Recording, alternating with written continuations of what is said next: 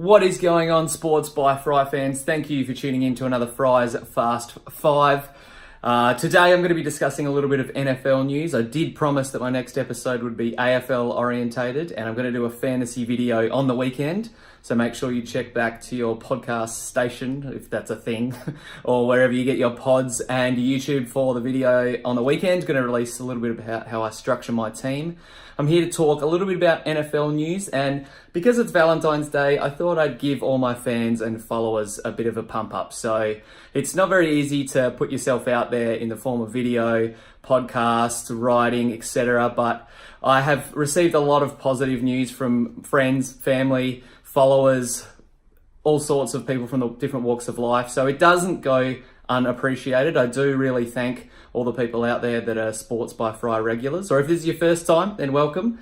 I have been a little bit inconsistent in the latter half of last year, and there was times where I was just not producing articles, videos and all sorts. So I've moved into a new place now. I'm back in Perth. I'm going to get regular videos and podcasts and articles back up and running. I do promise. I'm holding myself to it. So thank you for sticking with me through the dodgy parts of Sports by Fry, but there's only better things to come. I've got a lot of exciting stuff planned, including my NFL mock draft, which I'm about halfway through writing. It's going to go out tomorrow, probably Friday morning, Friday midday-ish maybe.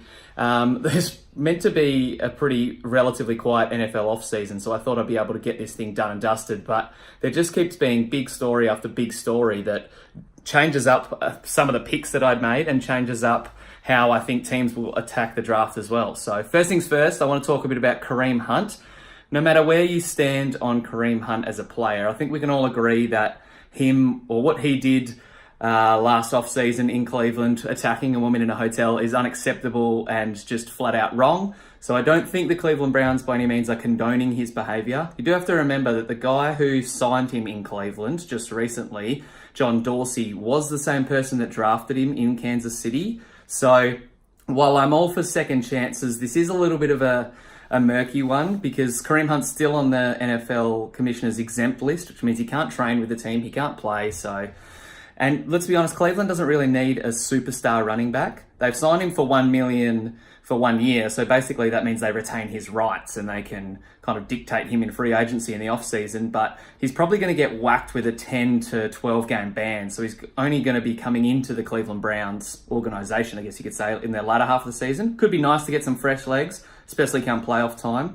This morning also, the Denver Broncos traded for Joe Flacco, which was a really weird move. I know that Kyle, if you're watching or listening to this, you'll be stoked as a Ravens fan to get rid of Joe Flacco, but puzzling move from the Broncos. I think from memory, they've got their 10th or 11th pick in the draft. So they're in a position where they could have drafted a young quarterback and had Case Keenum as a bit of a stopgap and developed a young QB. But now that they've got Flacco and Case Keenum, it doesn't make a lot of sense to target a quarterback. One quarterback, speaking of, who declared his intentions for the NFL draft, who's fully in on an NFL future, is Kyler Murray.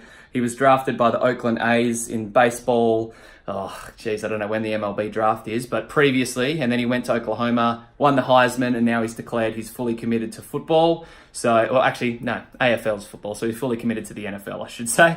But he is a player, the likes of which we haven't really seen before. He is quite short, but he's also quite small, whereas there's some players in the past who have been short but still had a lot of power and are still bigger, I guess you could say, and there's some other guys who might be a bit small, but they're still obviously a little bit taller. So watching Kyler Murray and where he lands will be a very interesting thing over the draft. The Miami Dolphins are a team that's shaping up as a suitor for him and someone that's really keen on him. So watch this space, could happen.